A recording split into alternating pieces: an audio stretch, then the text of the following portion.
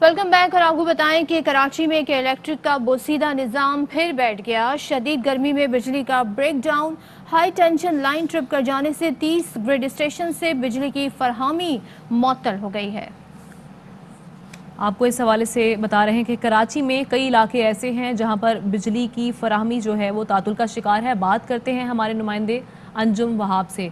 अंजुम, कहेगा कौन कौन से इलाके हैं जहां पर अभी तक बिजली की फराहमी मुअत्तल है, और ये कहेगा के इलेक्ट्रिक का क्या कहना है, कब तक बहाल की जाएगी?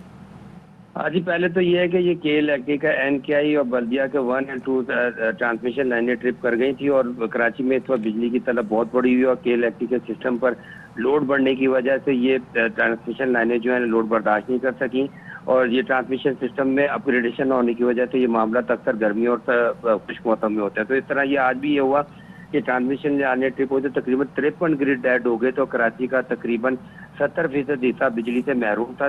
ताहम के इलेक्ट्रिक दराए का कहना था कि हम ग्रिड स्टेशन बहाल करने की कोशिश कर रहे हैं। तो 1 से 2 घंटे के दौरान इन्होंने ग्रिड स्टेशन बहाल करने की कोशिश की थी।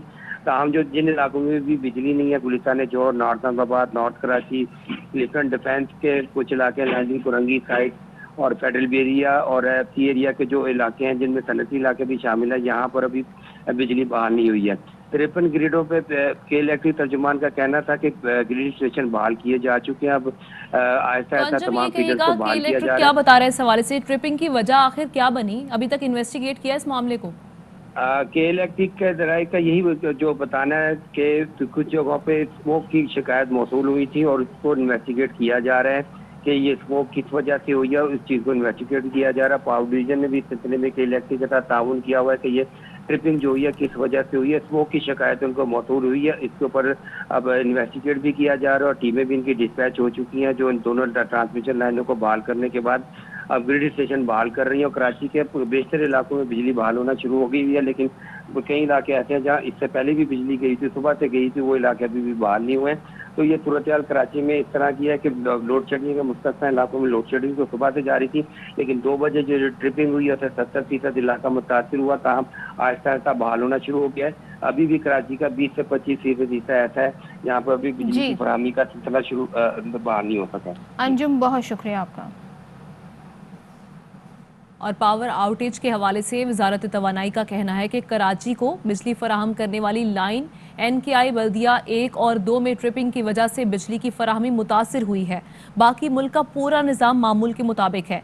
NTDC और के इलेक्ट्रिक बिजली की बहाली में मसरूफ़ हैं।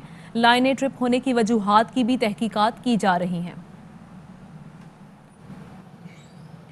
सिंध में बढ़ते हुए कोरोना केसेस के पेश नज़र टास्क फोर्स ने सूबे में पाबंदियां मजीद 2 हफ्ते बरकरार रखने का फैसला कर लिया। स्कूल खोलने का फैसला कोरोना की सूरत हाल बेहतर होने पर किया जाएगा। मास्क पहने और वैक्सीन लगवाएं। पाबंदियों को ख़त्म करने के लिए अवाम को हुकूमत का साथ देना होगा। सिंध हुकूमत के तर्जुमान मुर्तज़ा वहाब कहते हैं कि कोरोना केसेस बढ़ने पर सख्त फैसले करना पड़ते हैं। किसी हुकूमत को बंदिशें लगाना अच्छा नहीं लगती, लेकिन जब हालात खराबी की तरफ जा रहे हों तो फिर आपको सख्ती करनी पड़ती है। सख्त फैसले से बचने के लिए 2 तरीके हैं। पहला तरीका, मास्क पहने, गैर ज़रूरी तौर पर अपने घरों से बाहर ना निकलें। और दूसरा, अपने आप को वैक्सीनेट कराइए। कुछ लोग मास्क पहनते हैं तो गलत तरीके से पहनते हैं। मास्क इस तरह पहनते हैं, इसको पहनने का फ़ायदा नहीं है, या इस तरह पहनते हैं। हम आजकल वीडियोस देख रहे हैं कि कोई साहब आते हैं, वो कहते हैं देखो ये मैग्नेट चिपक रहा है, इसमें चिप लग गई है। तो हमने डॉक्टर से पूछा ये क्या है जो मैग्नेट हो जाता है। तो बड़ी इंटरेस्टिंग बात बताई डॉक्टर साहब ने कि जब आप इंजेक्शन लगाते हैं तो आप उस एरिया को ड्राई कर देते हैं, जब वहाँ पसीना नहीं है तो आपकी बॉडी से वो चिपक जाता है। मुल्क के 52 अजला में कोरोना केसेस की शरह 5% से ज़्यादा है। कोरोना वायरस से मुतासरा ज़्यादातर अजला का ताल्लुक पंजाब से है। पंजाब के 20, खैबर पख्तूनख्वा के 14, सिंध के 12, बलोचिस्तान का 1, आज़ाद कश्मीर के 4 अजला में कोरोना केसेस की शरह 5% से ज़्यादा है। कराची, हैदराबाद, बदीन, दादू में मस्बत केसेस की शरह 5% से ज़ायद। लाहौर, रावलपिंडी, अटक, फैसलाबाद, बहावलपुर, लोधरा, लिया, मियांवाली में केसेस की शरह 5% से ज़ायद है। NCOC के मुताबिक जिन अजला में कोरोना केसेस की शरह 5% से ज्यादा है वहां तालीमी इदारे खोलने की इजाजत नहीं होगी। तो मुल्क में कोरोना के वार अब भी जारी हैं। मोहलिक वबा से 24 घंटे में मजीद 88 अफराद चल बसे। एक रोज के दौरान मुल्क भर में 62,238 कोरोना टेस्ट किए गए। खबर शामिल करते हैं मुल्तान से, जहां अताई की मुबैना दवाई से 3 बच्चों की जान चली गई। गोद उजड़ने पर दुखियारी मां गम से निढाल है। वज़ीर आला पंजाब ने वाक़े का नोटिस लेकर तहकीकात का हुक्म दे दिया। डीसी मुल्तान का कहना है कि अताई सलीम को गिरफ्तार और क्लिनिक को सील कर दिया गया। सलीम ने खुद को होम्योपैथिक डॉक्टर के तौर पर रजिस्टर करवा रखा है। दवाइयों की फॉरेंसिक और बच्चों की पोस्टमार्टम रिपोर्ट के बाद मजीद कार्रवाई की जाएगी। इमीडिएटली उसके क्लिनिक को सील कर दिया गया।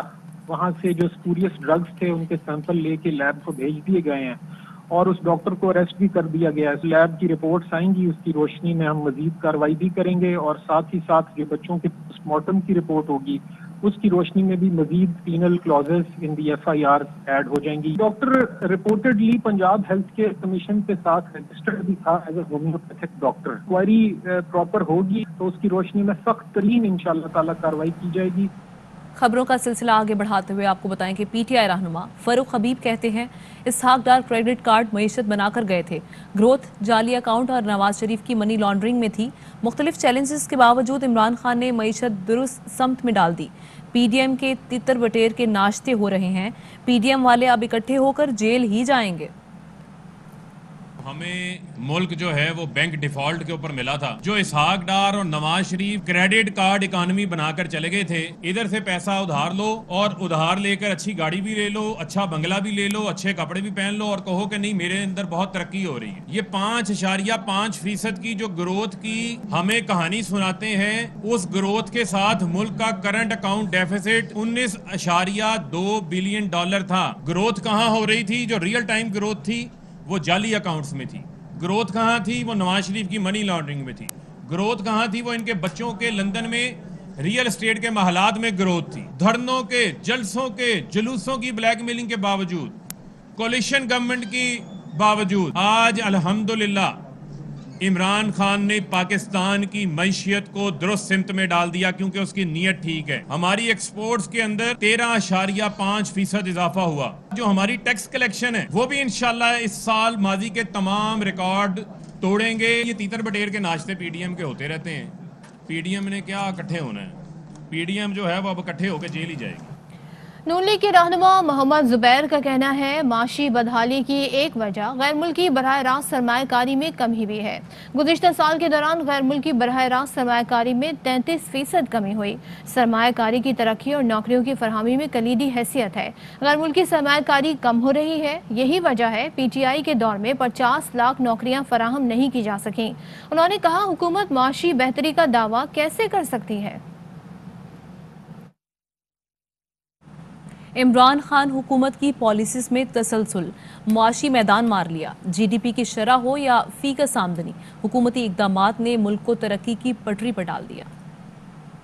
नून लीग के सदर शहबाज शरीफ का कहना है कि नून लीग ने तरक्की की शरह 5.8% पर छोड़ी थी। इमरान खान आज महज 3.9% शरह तरक्की का दावा कर रहे हैं, जिस पर स्टेट बैंक के नुमाइंदे ने एतराज उठाया कि एदाद असल से ज्यादा दिखाए गए हैं। दरअसल 1.9 को बढ़ा चढ़ाकर 3.3% दिखाया गया। इस साल भी इन्होंने झूठ बोला। गुज़िश्ता साल के निस्बत रवा हफ्ते में कीमतों में 17% इजाफा हुआ। हुकूमत झूठे दावे कर रही है और आवाम के जख्मों पर नमक छिड़क रही है। बिलावल भुट्टो ने कहा मुआशी तरक्की के झूठे दावे करते हुए शर्म आनी चाहिए। आवाम को महंगाई के रहमो करम पर छोड़कर गुर्बत की लकीर से नीचे धकेल दिया गया। KP में 8.9% इजाफे से शरह गुर्बत 27% पर पहुंच चुकी है, जबकि सिंध में PP की हुकूमत में शरह गुर्बत में 7.6% कमी हुई है।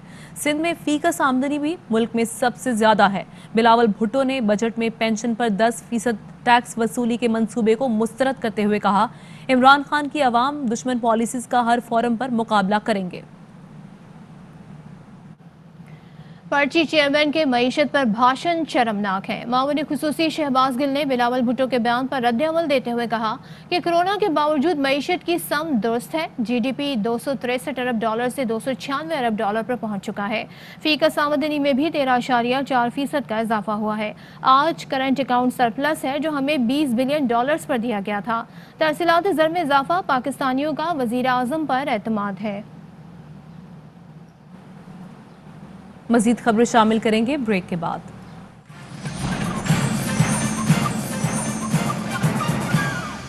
ابھی آپ کو براہ راست لاہور لیے چلتے ہیں جہاں وفاقی وزیر فواد چودھری اور جہانگیر ترین گروپ کے اراکین میڈیا سے مخاطب وزیر اعظم پاکستان پہ اعتماد کا اظہار کرتے ہیں اور امید کرتے ہیں کہ پنجاب میں جس طرح کی کوئی غلط فہمی ہماری پارٹی کے اندر ہے، یہ دو صاحبان پولیٹیکل مائنڈ کے لوگ ہیں جن سے ہم سیٹسفائیڈ ہیں.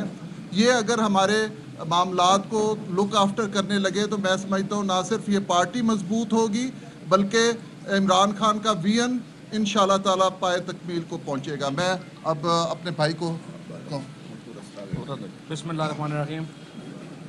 سب سے پہلے تو میں بڑا شکر گزار ہوں نعمان لنگریال صاحب کا آج اس زورانے کے اوپر، اور یہاں پہ جو سارے ایم پی اے صاحبان ہیں، 7 ایم پی اے صاحبان اور باقی جو سارا کچھ دنوں سے میڈیا میں جس طریقے سے معاملات چل رہے تھے، ہم سارے ایک خاندان ہیں اور خاندان کے اندر کئی دفعہ ایسی ہو سکتا ہے کہ کوارڈینیشن کا فقدان ہو.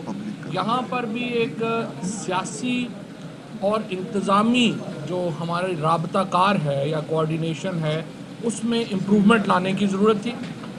پرائم منسٹر صاحب نے ہمارے سیکرٹری جنرل عامر کیانی صاحب کو اور مجھے حکم کیا اور ان کے حکم کے اوپر ہی ہم جو ہے وہ آج یہاں پر آئے ہیں، اور ہم نے جو تمام نقطہ نظر ہے وہ بڑی تفصیل سے سنا ہے.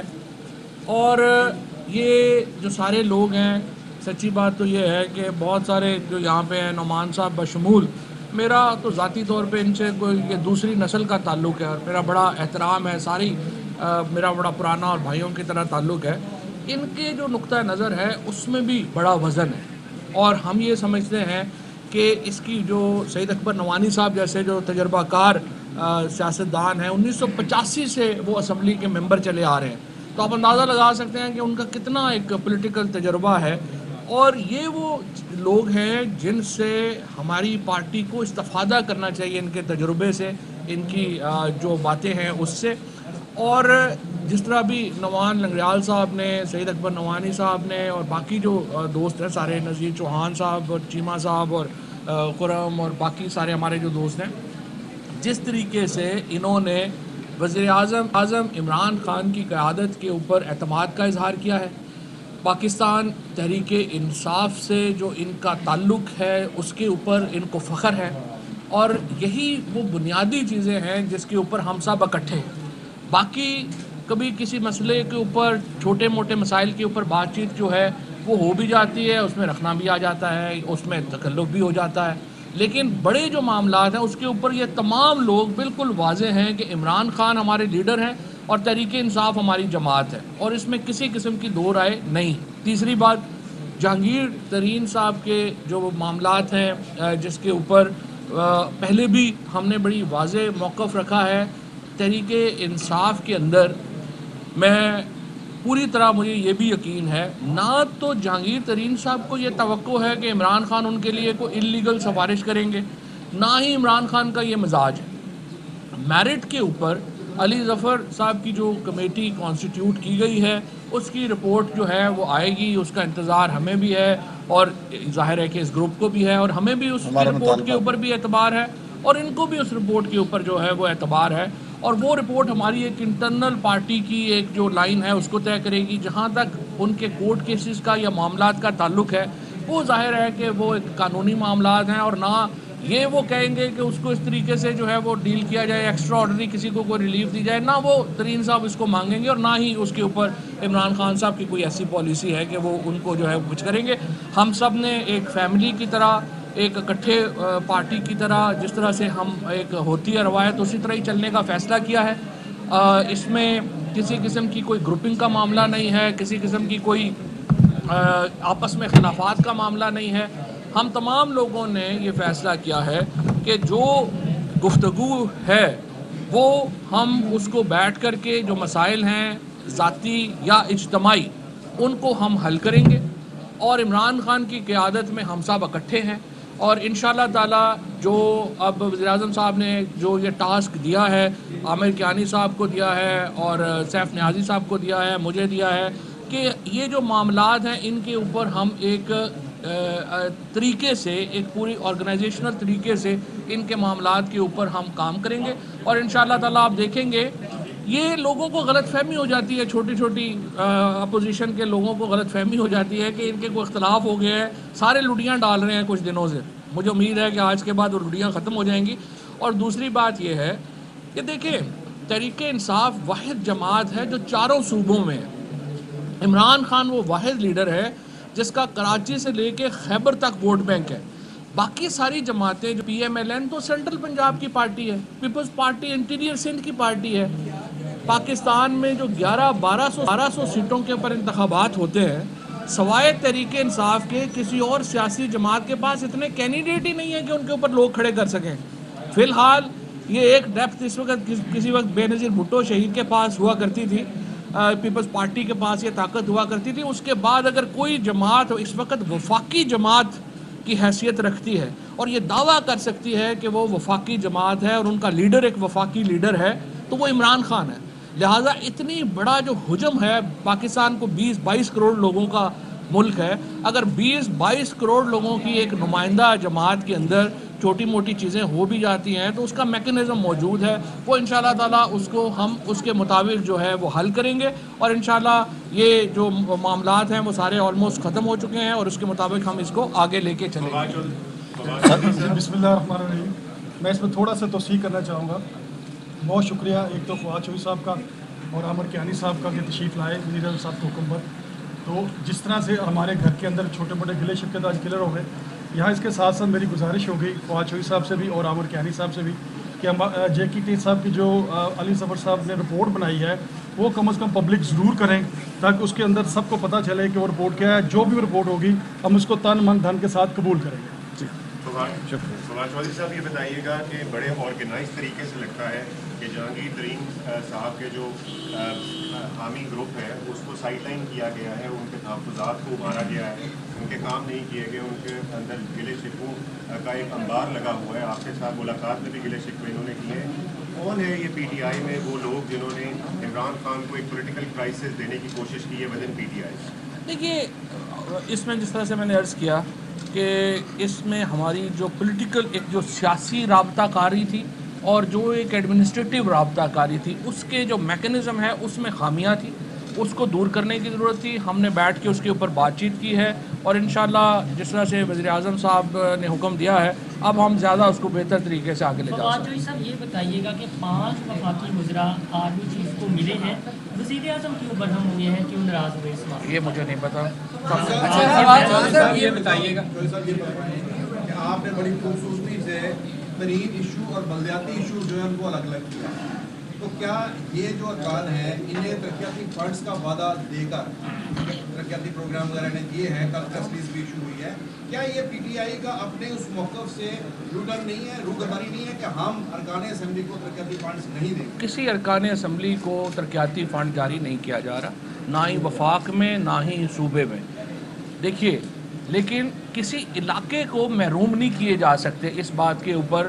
جتنا حق لیا کو ڈیولپمنٹ کا ہے، جتنا پنڈی کو ہے، جتنا لاہور کو ہے، جتنا جیلم کو ہے، چکوال کو ہے، بھکر کو ہے، فیصل آباد کو ہے، یہ تمام علاقے ہیں جن کو ترقی کرنے کا حق حاصل ہے. اب یہ جو نمائندے ہیں اگر بتاتے ہیں کہ ہمارے یہ مسائل ہیں اسی لیے ان کو الیکٹ کیا گیا ہے، یہ کہنا کہ یہ مسئلے کی نہ بتائیں اپنے حلقے کا کہ مسئلہ کیا ہے، وہ تھوڑی بات جو ہے وہ غلط ہے. یہ بتائیے گا کہ راولپنڈی رنگ روڈ اتھارٹی میں کرپشن ثابت آئی لیکن ہوئی ہے. ایک سے قبل ہم نے دیکھا کہ جس میں اپوزیشن کے اراکین کو گرفتار کیا گیا، انکوائریاں بعد میں ہوتی رہی، تحقیقات بعد میں ہوئی، گرفتاریاں پہلے ہوئی. آپ نہیں سمجھتے کہ رنگ روڈ اتھارٹی میں بھی اب کرپشن کی کچھ رپورٹ بھی سامنے آ چکی ہے، اس میں بھی گرفتاریاں؟ دیکھیں رنگ روڈ اتھارٹی کا کیس باقی معاملات سے اس لیے مختلف ہے کہ باقی معاملات میں شہباز شریف صاحب کے دور میں آپ دیکھیے یہ جو لاہور موٹر وے ہے اس کو الائنمنٹ چینج کر کے 100 کلومیٹر یہ روڈ میں اضافہ کیا گیا تھا. کسی نے اس کی تحقیقات کی؟ کسی نے نہیں کی. یہ صرف عمران خان کا اور پی ٹی آئی کی حکومت ہے جہاں ان معاملات کی تحقیقات ہوتی ہیں. اور رنگ روڈ میں پیسے بچائے گئے ہیں، کبھی یہ پیسے ڈوبے نہیں ہیں، بچائے گئے ہیں اور ان لوگوں کے خلاف ایک تاثر یہ ہے کہ بہائنڈ دا سین کوئی این آر او جو ہے وہ دیا گیا ہے ترین صاحب کو، اور یہی وجہ ہے کہ کل تک جو لوگ گولہ باری کر رہے تھے اب آپ کے ساتھ آپ نے مانگا ہے نہ ہم نے تو مانگا ہے، ہم نے تو देखिए हमारा बयानिया क्या है कि हम कोर्ट में जा रहे हैं और उसको फेस करेंगे, और जो कोर्ट का और अली जफर की हमने सिर्फ अली जफर हमें पता भी है और का मतलब एक एक करके अखबार में ये खबर है कि नैब करप्शन खत्म नहीं कर सका इमरान खान, यानी कि इमरान खान 3 सालों में मायूस हो गए हैं। जिस सिस्टम को वो ठीक करने के दावे पर हुकूमत में आए थे, उन्होंने हाथ खड़े करते हैं कि जी कुछ नहीं हो सकता। देखिए बात ये है, ये सिर्फ इमरान खान साहब की मायूसी नहीं है, ये आप अभी भी आप बाहर लोगों के साथ पूछ लें, क्या वो हमारे अकाउंटेबिलिटी सिस्टम से या निज़ाम इंसाफ से मुतमईन है? अगर वो मुतमईन है तो आप मुझे आके बता दें कि वो मुतमईन है। वज़ीर आज़म एक सियासी लीडर है, उनका हाथ कौम की नब्ज़ के ऊपर है और वो बता रहे हैं जो कौम के जज्बात हैं। पहले दिन से जो हमारा असल में जो इख्तलाफ कह लें या जो सजेशन है वो ये है कि नैब अपने आप को इतना ज़्यादा बड़ा ना करे कि वो किसी केस को मंतकी इंजाम तक ना पहुंचा सके। हम चाह रहे थे कि नैब अपने आप को मखसूस जो बड़े मुकदमात हैं जिसमें लोग पाकिस्तान के लोग चाहते हैं कि वो मंतकी इंजाम तक पहुँचे, उन तक महदूद करें, उन केसेस को हम अल्टीमेट जो है वो मंतकी इंजाम तक पहुँचाएँ, वहाँ से आगे चलें।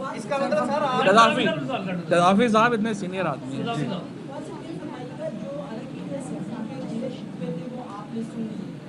मतलब है कि पंजाब हुकूमत जानते पूछते हुए भी तमाम मामला के अंदर इन्वॉल्व रही और इस हद तक मामला पहुँचाएंगे कि ये असेंबली अलग ग्रुप बना बैठे हैं। तो क्या आप समझते हैं कि इसके अंदर वज़ीर आला पंजाब कसूरवार है? दूसरा मेरा सवाल ये है, आप दे दें या नवानी साहब दे दें, आपने कहा एक थे, एक है और एक रहेंगे, क्या तहफ़्फ़ुज़ दूर होने के बाद ये ग्रुप खत्म हो गया या इसकी हैसियत बरकरार है?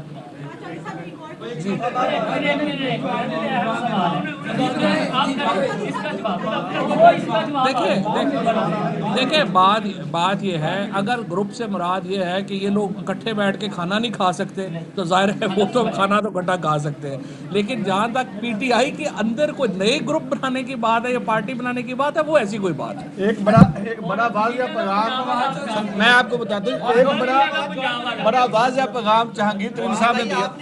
जहांगीर तरीन साहब ने एक बड़ा वाज़िया पैगाम दिया था कि हम पीटीआई हैं, पीटीआई हम रहेंगे और इससे हम लैदा नहीं है।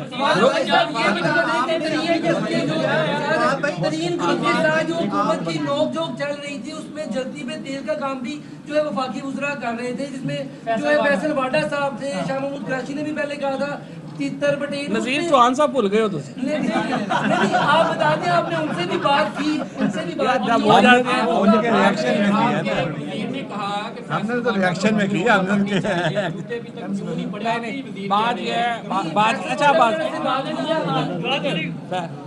बात यह है कि जब आपके जज्बात ऊपर हो रहे होते हैं, मीडिया बड़ा है, मुख्तलिफ बातें आ जाती हैं, उनको मुख्तलिफ एक एंगल मिल जाते हैं, चाहे फैसल वाडा साहब हों या शाह महमूद कुरैशी साहब हों, चीमा साहब हों, नवानी साहब हों, हम सब फैमिली के लोग हैं, इंशाल्लाह इसको रिजॉल्व करेंगे। क्या एमपीएस एक थानेदार की बात है जो फैसल वाडा की बात है, उसको अपनी काट का पता है, हमें अपनी काट का पता है, हम अपना हकूक लेना जानते हैं, हमें ऐसी कोई बात नहीं है। अच्छा शुक्रिया।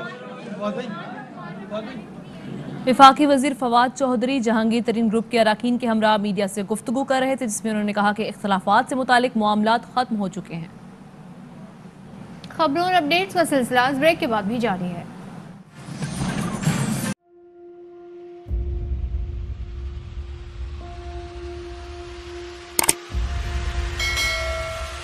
अस्सलामुअलैकुम नाज़रीन, आप देख रहे हैं प्रोग्राम काशिफ अब्बासी के साथ। आज वेलकम बैक नाज़रीन। अस्सलामुअलैकुम, प्रोग्राम सवाले के साथ मैं हूं।